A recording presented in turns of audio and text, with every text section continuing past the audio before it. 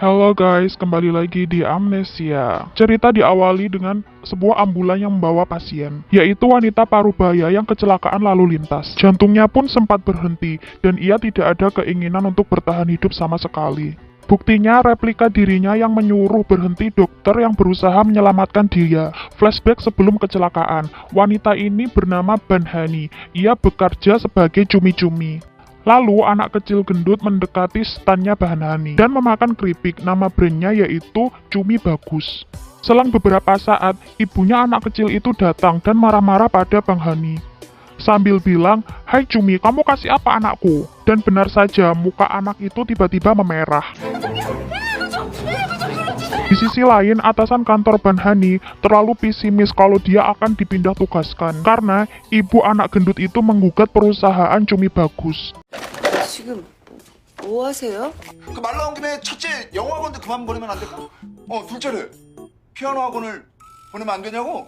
이 사람이 지금 Saat Banhani akan ke rumah sakit untuk meminta maaf, tiba-tiba polisi menangkap Banhani karena kasus komentar jahat di sosmed terhadap aktor Anthony. Lalu, tibalah giliran si mesum datang dan ditempatkan di sel sebelah Bang Hani. Flashback pada kejadian sebelum si mesum ditangkap. Saat itu ia bersama kawannya akan berkuda. Tiba-tiba ayah si mesum memanggil. Si ayah komplain betapa borosnya si mesum ini.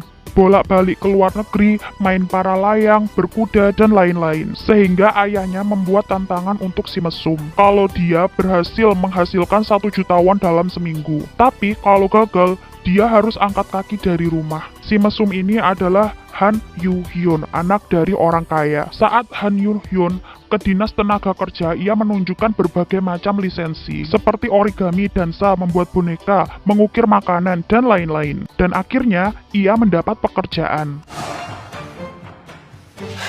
근데 손님, 찐개 같으세요?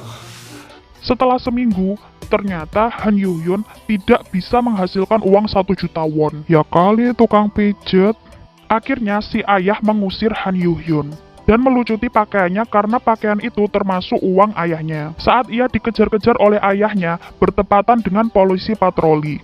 Polisi yang salah paham ini malah menangkap Han Yu-hyun. Di penjara, si aktor Anthony pun datang, tapi dia malah salah marah-marah. 뭐야? 바바리맨이야? 아니다 진짜 아니라 조용히 하세요. 이쪽이 아니라 옆에 분. Mengetahui itu adalah Anthony, Banhani pun teringat ketika dia asyik memotret bunga dengan kamera ayahnya. Hari itu bertepatan dengan Anthony syuting adegan perang.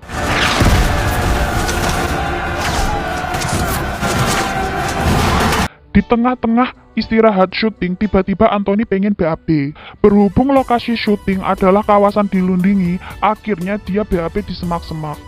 Tak disangka ternyata Banhani memotret-motret semak itu. Anthony pun salah paham dan merusak kamera Banhani. Karena itu kamera peninggalan ayah Banhani, ia pun punya dendam kusumat sama Anthony. Saat Banhani diinterogasi, ia sempat akan mengungkapkan penyebab benci Anthony. Tapi karena Anthony takut insiden BAB-nya terbongkar, akhirnya dia minta berdamai. Banhani pun bebas. Sebelum Banhani meninggalkan penjara, Han Yu-hyun meminta kepala boneka cumi karena malu. Lalu, Banhani ditelepon kakaknya Hayeon untuk kencan buta. Sehingga ia tidak jadi ke rumah sakit. 오지마.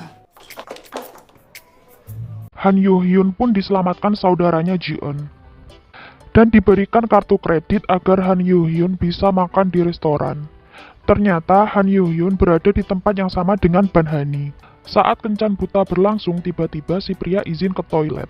Selang beberapa lama ada pemberitahuan uang masuk ke ponsel Banhani. Meski ditinggalkan, Banhani tidak mau rugi. Ia pun menghabiskan minumannya hingga nyiprat ke kemejanya, padahal kemeja itu akan ia kembalikan lagi. Tentu dengan alasan kebesaran agar uang dia kembali lagi. Sementara itu, ketika Han Yu-hyun akan bayar tagihannya, tiba-tiba kartu kreditnya diblokir oleh ayahnya. Hal ini membuat dia meminjam uang Banhani dan berjanji akan dikembalikan 10 kali lipat.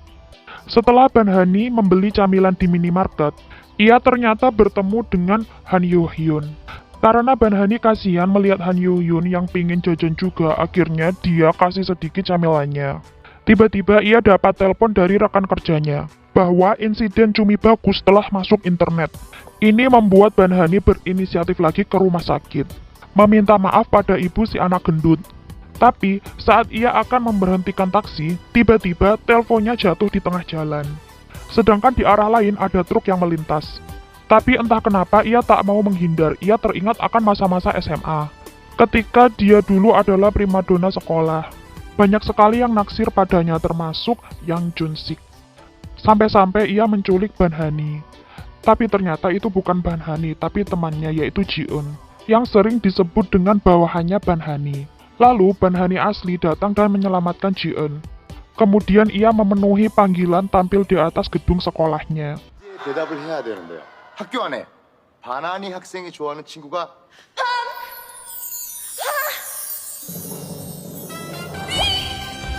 Suatu hari, Banhani ingin membolos sekolah untuk audisi.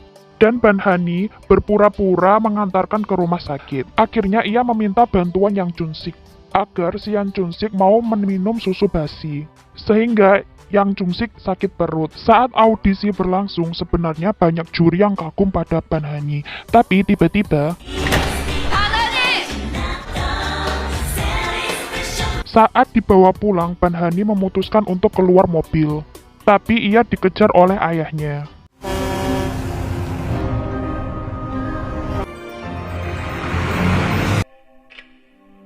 Kembali lagi ke rumah sakit. Ternyata anak yang di sampingnya itu adalah dirinya 20 tahun yang lalu.